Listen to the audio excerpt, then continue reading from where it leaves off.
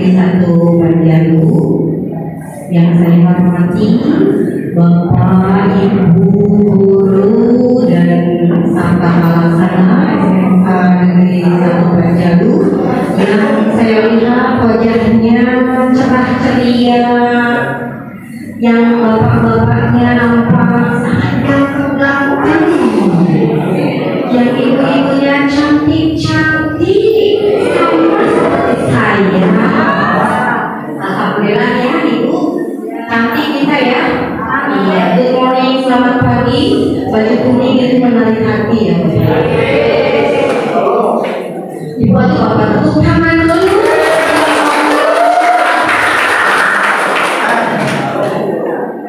Okay, first of all, let us thank to Allah because of His favorite charity here today and for the special activity. Therefore, it seems to be very essential for us to express our gratitude and appreciate His grace with all His love and His guidance. We have been unable to do this. Besides that, we should never forget to express our thanks to our Prophet Muhammad. From instruction to this jiwa. Duduk di depan di atas sofa, aslinya sebel tapi tak apalah. Dan perkenalkan, saya Maya Sofa, pemateri komedi sekolah. Komunitas belajar dalam satuan pendidikan. Tentunya ini bukan hal baru buat Bapak Ibu semuanya. Dan saya berdiri di sini juga bukan untuk mematahkan wajah kamari. Nah, apa tujuan pembelajaran kita kali ini? Karena kita sedang belajar kan Bapak Ibu? Saya belajar dari Bapak Ibu juga belajar dari saya ya.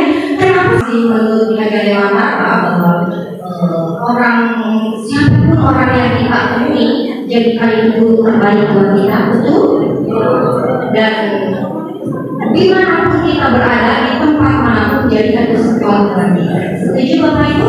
Setuju ya. Jadi mari kita belajar bersama. Nah, tujuan pembelajaran kita yang pertama tentunya kita memahami definisi kondom. Ini bukan hanya tahu, tapi paham, gitu ya. Kalau bapak-bapak di sini tahu, istri-istrinya riweuh di dapur, jangan hanya tahu, tapi harus paham. Kumaha di dapur teh. Beda antara tahu dan paham. Kalau tahu harus seneng, kalau sedek ya, tapi kalau paham berarti dia mau berkolaborasi dengan sang istri tercinta untuk beberes di dapurnya. Ya. Oke, yang kedua, memahami landasan dalam menjalankan seluruh kegiatan komo. Yang ketiga, memahami siklus inquiry dalam komo. Dan yang terakhir, memahami peran pengawas dalam komo. Nah, apa itu komunitas belajar?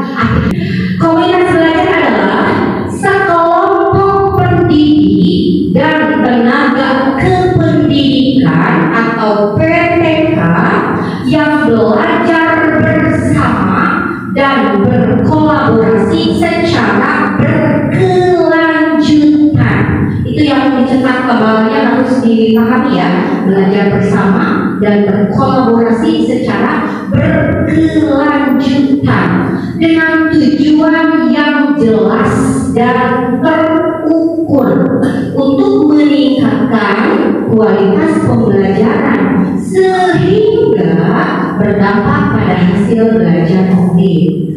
Kan tentunya komunitas itu banyak ya Bapak Ibu ya. Komunitas itu kan terdiri dari sekumpulan orang yang memiliki keresahan yang sama, memiliki hobi yang sama. Ada komunitas goes, ada komunitas badminton, banyak kan komunitas. Nah, ini komunitas belajar ini pengertiannya. Optimalisasi komunitas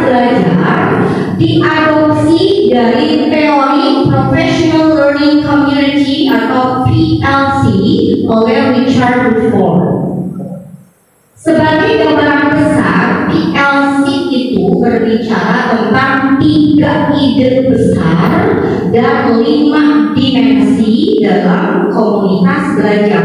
Jadi yang 3 ide besar dan 5 dimensi ini harus kita pahami kalau ingin pembelajarannya berjalan dengan baik dan sesuai dengan yang kita cita-citakan. Nah, apa saja 3 ide besar ini? 3 ide besar itu yang pertama berfokus pada pembelajaran. Jadi ketika kemarin guru-guru lain mungkin harus ditanya, dia main cina, kita gibah putih jadinya ya. Nah ini berfokus pada pembelajaran ketika di lingkungan itu. Yang kedua, membudayakan kolaborasi dan tanggung jawab kolektif. Yang ketiga, berorientasi pada hasil. Apa hasilnya? Pembelajaran murid. Nyambung dengan kalimat tadi kan, ujung-ujungnya ada hasil. Ya, akan kita bahas satu persatu ya nanti. 3 ide besar menjadi landasan dalam menjalankan seluruh kegiatan di Kombel dalam sekolah. Karena Kombel itu ada dalam sekolah, ada luar sekolah, gitu ya. Selanjutnya juga memastikan, fokus pada pembelajaran. Yang pertama, bilang ya apa namanya? Nah ini ya, untuk yang pertama, apa yang kita harapkan murid pelajari? Murid orangnya aku bisa naon gitu, tanya. Ini kita harus bertanya, gitu. Terus yang kedua, bagaimana kita tahu bahwa murid sedang belajar hal tersebut? Yang ketiga, bagaimana respon kita jika ada murid yang tidak belajar? Dan yang keempat, bagaimana kita akan memperkaya materi untuk murid yang sudah mahir?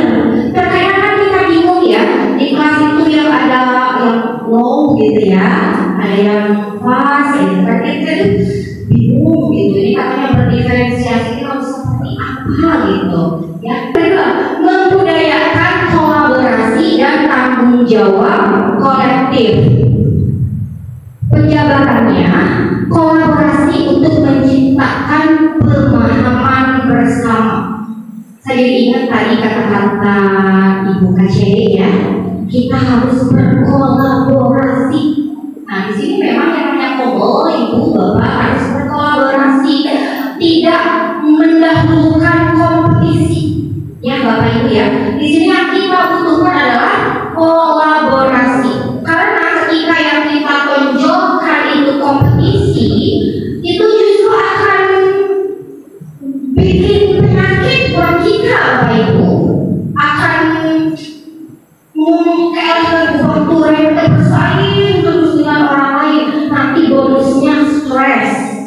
Itu bonus dari kita sering yang mengutamakannya kompetisi. Oke, kolaborasi dengan memiliki kesadaran bahwa proses pembelajaran dan keberhasilan seorang murid merupakan tanggung jawab bagi semua PTK. Kolaborasi ini diciptakan untuk menghadirkan suasana belajar bersama yang di dalamnya terdapat rasa saling tergantung satu sama lain. Gitu ya. Yang ketiga, berorientasi pada hasil atau pembelajaran murid. Siklus komunitas belajar dalam sekolah merupakan rangkaian pengelolaan yang bertujuan untuk meningkatkan kapasitas PTK dan meningkatkan kualitas hasil belajar murid. Nah, yang ketiga ini berorientasi pada hasil. Kita membutuhkan proses yang ini, kayak dipilih seperti ini, ada refleksi awal, perencanaan, implementasi, evaluasi. Jadi diawali oleh refleksi awal dulu ya Bapak Ibu ya. Sekali lagi refleksi awal, perencanaan, implementasi, lanjut evaluasi. Next. Nah, kita bahas satu persatu siklus Fibri ini. Nah, yang ini ya, refleksi awal. Marium gambar awalnya seperti ini, cocok sekali ya gambarnya ya. Sepertinya tadi ini pokok Bapak Ibu kita upload di sana. Nah, refleksi awal, terus perencanaan, ada implementasi nanti, selanjutnya kita evaluasi. Nah, di refleksi awal kita menghasilkan catatan refleksi yang menjadi acuan dalam perencanaan pembelajaran. Jadi ngayung guru teh, gitu ya. Next, selanjutnya untuk perencanaan menghasilkan rencana pembelajaran yang dapat dimanfaatkan oleh tim lain. Terus untuk implementasi, guru mengimplementasikan rencana pembelajaran yang telah dibuat bersama, dan untuk evaluasi menghasilkan catatan evaluasi dan implementasi untuk dijadikan bahan refleksi awal. Jadi muter terus Bapak Ibu ya. Kita refleksi awal, kita merencanakan sesuatu dari refleksi tersebut, kita implementasikan rencana, kita evaluasi. Setelah evaluasi ada yang kurang nih, kita refleksi lagi, begitu seterusnya. Dan ini sejalan juga ya dengan kata-kata bijak dari orang-orang sukses yang ada di Indonesia. Jadi kalau kita ingin sukses dalam berbagai hal, tulis apa yang akan kita lakukan, betul? Kita tulis apa yang ingin kita lakukan, terus lakukan apa yang kita tuliskan tadi. Setelah kita lakukan, tulis lagi apa yang sudah kita lakukan dan apa yang belum kita lakukan. Begitulah sabunnya menjadi satu ya. Yang pertama refleksi awal, ternyata di sini ada tahapan-tahapannya Bapak Ibu. Tahapannya yang pertama mengidentifikasi permasalahan pembelajaran siswa. Yang kedua, setelah kita mengidentifikasi permasalahan, kita tentukan akar penyebabnya. Akar penyebab terjadi permasalahan itu apa? Lalu menentukan solusi untuk memecahkan permasalahan. Jadi orang anu neangan masalah, orang oke anu neangan solusi gitu. Mari gitu ya. Mendiskusikan strategi untuk menjalankan solusi dan selanjutnya menentukan jadwal untuk mendiskusikan bagaimana solusi akan dijalankan. Nah, itu untuk refleksi awal. Do you understand? Sebenarnya asal dipantaskan begitu kan? Ya, dokumen pendukung untuk refleksi awal ini Bapak Ibu. Rapor pendidikan, rapor semester sebelumnya atau catatan hasil observasi murid, atau nilai ulangan harian, atau data relevan lainnya. Ini jadi kita harus berbasis data, jangan berbasis kader. Kata kayak blog, ya itunya. Aku ayo Bapak Ibu, karena saya juga dulu pernah ngajar di SMK Bapak Ibu, SMK otomotif. Iya, di sini hasil kerja, masalah yang dihadapi, penyebab dari permasalahan, yang pentingnya Bapak Ibunya, terus solusi untuk memecahkan penyebab masalah, target belajar murid yang dicapai, alokasi waktu untuk melaksanakan solusi. Itu baru poin 1. Nah, sekarang yang kedua, perencanaan. Tadi baru refleksi awal. Ini ada tahapan-tahapannya. Menentukan tujuan pembelajaran yang dicapai, mendiskusikan rencana pembelajaran sesuai dengan permasalahan, menyusun rencana pembelajaran bisa belajar atau RPP yang sesuai dengan karakteristik anak didik dan karakteristik materi pembelajaran. Jadi RPP atau belajar tidak asal ATM, tapi kita harus melihat dengan karakteristik murid-murid kita dan karakteristik pembelajaran Terus menentukan alokasi waktu implementasi rencana pembelajaran yang sudah disusun dan nanti dituangkan pada rencana pembelajaran pada bagian aktivitas pembelajaran. Next, nah dokumen pendukungnya ini Bapak Ibu, permasalahan siswa berdasarkan hasil belajar siswa. Kan sekarang hasil belajarnya turun, namanya itu namanya penyebabnya. Oh, bisa jadi menurunnya nilai anakku karena ada apa, gitu ya. Terus target belajar siswa yang ingin dicapai, sumber belajar yang relevan. Nah, yang ketiga, implementasi. Ini ada 2 tahapannya ya Bapak Ibu ya. Mengimplementasikan RPP yang sudah disusun di kelas, melakukan assessment formatif atau refleksi untuk mengetahui kebutuhan belajar murid. Next, sebelum lagi Bapak Ibu. Nah ini dokumen pendukungnya 1, 2, 3, 4. Format refleksi proses pembelajaran, media yang digunakan, sumber belajar, instrumen assessment formatif. Nanti hasilnya hasil belajar siswa dan hasil refleksi. Jadi apapun yang kita rancang hasilnya apa?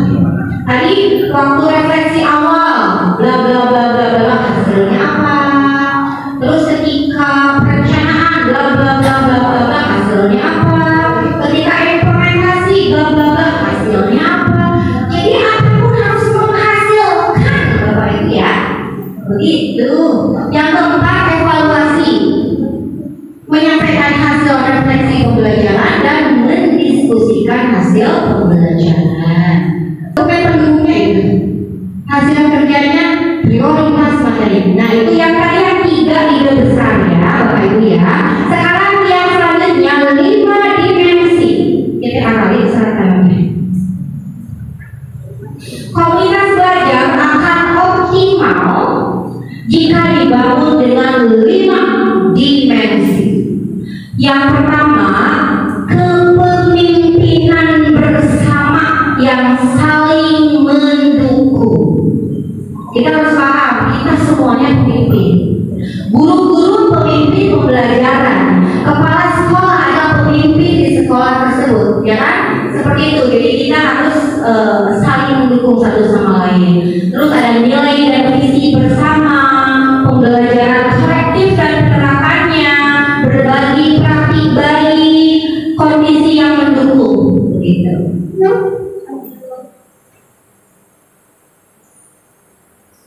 Ini resepsi ya. Aduh, ada 2 hal menjalankan komunitas belajar. Yang pertama, fokus utama dari topik yang didiskusikan dalam kelompok adalah seputar tadi ya Ibu Bapak ya, pembelajaran murid. Manfaatkan data hasil belajar murid dan dari opini kolektif dalam penilaian murid. Nah, tim kecil dan perannya dalam kelompok. Ya, tim kecil dan perannya dalam kelompok. Tim kecil dibentuk oleh kepala sekolah sebagai langkah awal membangun komunitas belajar. Kepala sekolah memilih guru dan tenaga kependidikan lainnya yang dinilai memiliki kualitas. Tapi ada tetap pilih, jangan berkecil hati, jangan insecure, ya. Oke, pede aja lagi. Gitu, kita belajar bersama-sama. Nah, tim kecil dan perannya dalam kelompok ini kalau dibaca kelamaan nih kayaknya. Peran-perannya yang pertama persiapan. Nah, di awal karena di sini sudah terbentuk ya Pak ya, kelompok ya. Sudah ya? Oke. Tadi sudah lihat Pak Irwan kasih ke saya ya. Ada ya. Nah, persiapan kepala sekolah membentuk tim kecil ini ya. Diawali dengan tim kecil. Kepala sekolah memberikan penguatan pentingnya kelompok pada tim kecil. Terus tim kecil menganalisis kondisi murid dan kebutuhan pembagian kelompok belajar. Terus setelah tahap persiapan ada inisiasi komunitas belajar. Tim kecil menjadi fasilitator pada sesi penguatan pentingnya komel bersama seluruh PTK. Diawali oleh beberapa orang gitu ya, di ruangan yang kecil juga. juga, itu tim kecil di ruangan yang kecil. Nanti setelah ada kesepakatan, oh kita apa ya namanya, kita sosialisasikan ke PTK lain bahwa di SMK 1 Panjalu ada foto. Terserah nanti namanya apa ya, namanya boleh yang unik tapi ada penyemangat di sana. Di sini apa namanya fotonya Bapak? Apa itu?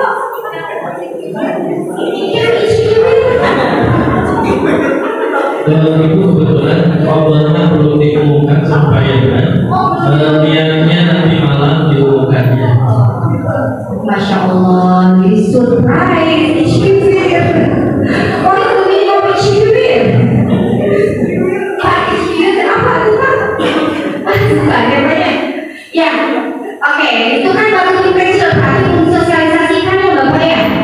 Oke, baru di SMK 1 Panjalu baru ada tim kecilnya Bapak Ibu ya. Sabar dan Tuhan pasoknya.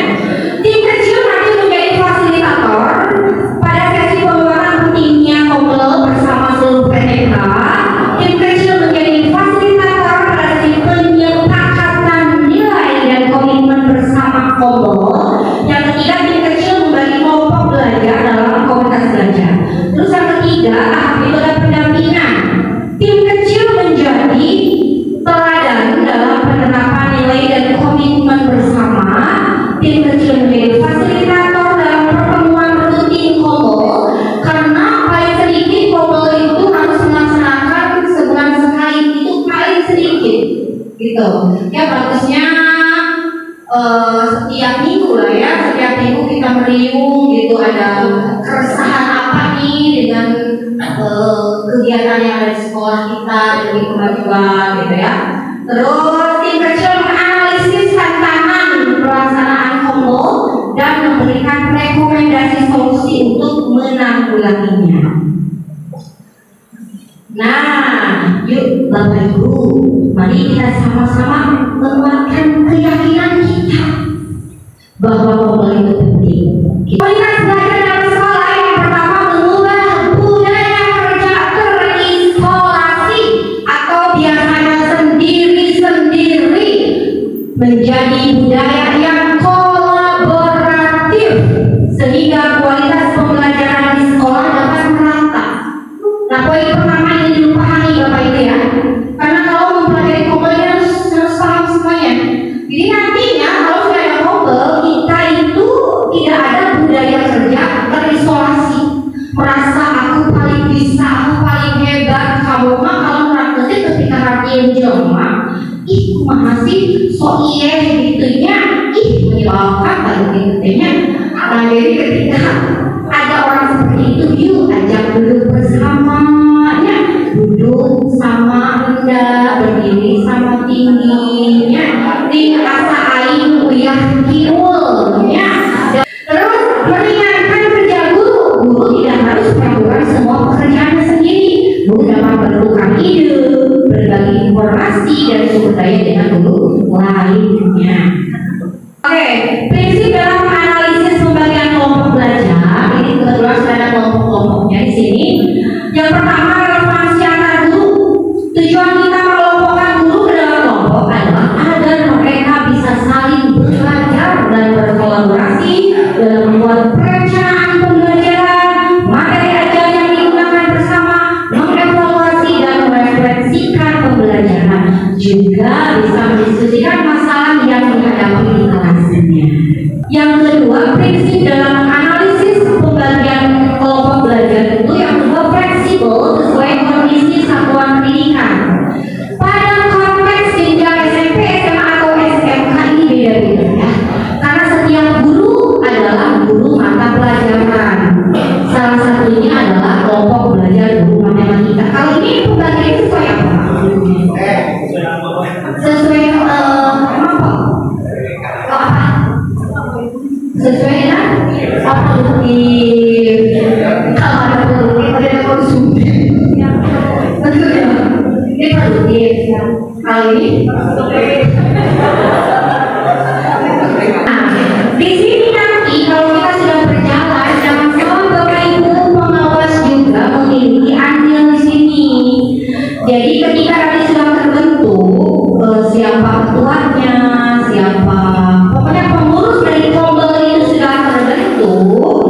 dan sudah ditandatangani oleh Bapak Kepala Sekolah, nantinya pengawas harus tahu, karena pengawas juga ada andil nanti di dalam kombel itu, memiliki peran juga di sana ya untuk memajukan kombel. Jadi pengawasnya lain mengevaluasi naikkan mundur, bukan.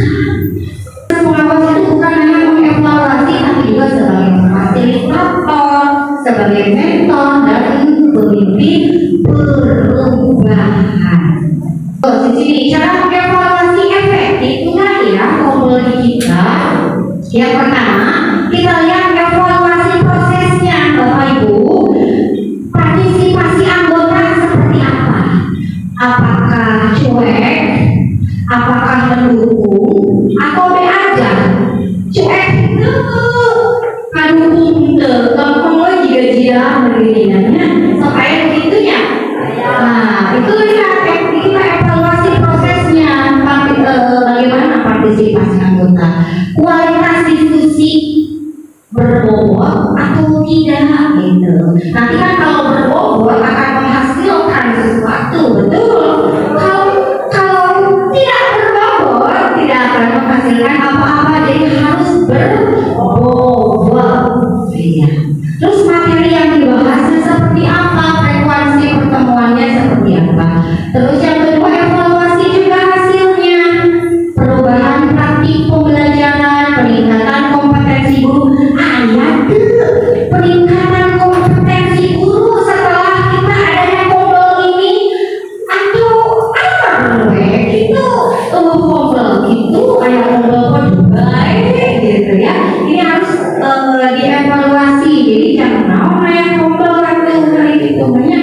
Terus inovasi pembelajaran, perubahan iklim sekolah, bagaimana suasana sekolah setelah kombel ini kita mengadakan pertemuan. Terus yang ketiga evaluasi juga dampaknya, Bapak Ibu. Adakah peningkatan prestasi siswa kita dari sejak didirikan kombel ini? Tadi kan kita berisi keresahan yang sama ya. Kenapa ya anak-anak jadi menurun ini begini? Oh, nah nanti setelah terus kumaha tuh ya kayak solusinya kan kita praktekkan beberapa. Karena kita super tim, bukan superman, superboy atau superwoman kan. Jadi bahaya merasa ayo udah jasa bener udah itu. Jangan ya begitu ya. Jangan merasa superman. Ya karena kalau superman itu selamatnya dua. Jangan jadi superman tapi kita super tim.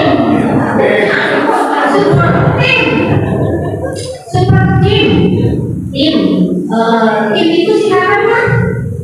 T-E-A-R. T-nya together, E-nya everything, A-nya achieve more.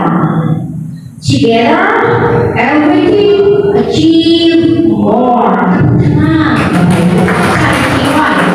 kepuasan anggota, apakah anggota kombel merasa puas dengan kegiatan yang dilakukan? Terus kelanjutan kombel, apakah kombel dapat berjalan secara berkelanjutan dan semakin berkembang atau melempem? Dan untuk bahasan ini, Bapak Ibu, Bapak Kepala juga, itu kan Pak Irman sedang mengajarkan di grup penggerak kemarin Bapak tentang komunitas praktisi. Ya kan Pak, ada 3 literasi pembahasan, maka harus sampai Pak Irman. Oke, dan akhirnya yang si cantik pakai kuning sapinya kuning kira ini ucapkan terima kasih. Pasti ada waktu, mudah-mudahan tidak ada pertanyaan. Boleh Bapak Ibu, ada yang bertanya terkait dengan kombel, komunitas belajar?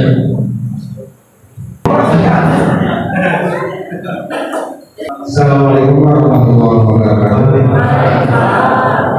Terima kasih atas waktunya Dan saya mengucapkan banyak terima kasih kepada surat menyampaikan materi dengan begitu jelas dan bisa dimengerti oleh semuanya mengenai kelompok belajar. Ya, mungkin di sini yang akan saya tanyakan hanya sedikit Bu ya. Itu di dalam barangkali ini ada trik khusus atau ada cara-cara khusus atau ada langkah-langkah yang lebih efektif ya, ini di dalam bagaimana ini ya caranya mengoptimalkan model pembelajaran sehingga tujuan pembelajaran itu dapat tercapai dengan mudah. Mungkin hanya itu saja Bu. Terima kasih. Assalamualaikum warahmatullahi wabarakatuh. Waalaikumsalam. Terima kasih Bapak. Barangkali itu ada pasir, ada batu, ada ikan, Bapak. Kalau barangkali ya. Baik. Bagaimana mengefektifkan model pembelajaran? Baik, Bapak Ibu, model pembelajaran, metode pembelajaran, strategi pembelajaran, monggo mau ditulis yang terbagus juga di model ajar ataupun di RPP-nya. Tapi jika hanya tertuang dalam kertas putih tulisan EKB-nya algebra, model pembelajaran titik-titik, metode titik-titik, strategi titik-titik, tapi no action, mau efektif. Jadi ada supaya efektif action. Itu barangkali itu kayak bagaimana kan apa ya namanya, kalau karena saya juga termasuk orang pramuka ya, jadi kita learning by doing akhirnya Pak. Jadi kita belajar sambil menjalankan. Jadi kita pemahamannya ya sintak namanya kita berpikir Pak Jujur terserah yang penting orang aja. Kalau aman belum karena ya, itu memang karena pilihan Bapak gitu ya. Jadi guru itu pilihan betul. Bapak Ibu sedang memilih untuk menjadi guru dan Bapak Ibu harus bangga karena guru itu orang yang berilmu. Orang yang berilmu itu sama kalau istilah bahasa Arabnya ulama. Ulama itu orang yang berilmu. Ulama kan orang warisnya dia, pewarisnya para nabi. Masya Allah, luar biasa sekali kan. Nah, bagaimana Nabi menyampaikan sesuatu dengan hati, dengan cinta supaya efektif. Nah, ditulis lakukan dengan hati. Begitu Bapak. Terima kasih, mudah-mudahan tidak pas supaya kita ada kontak-kontakan.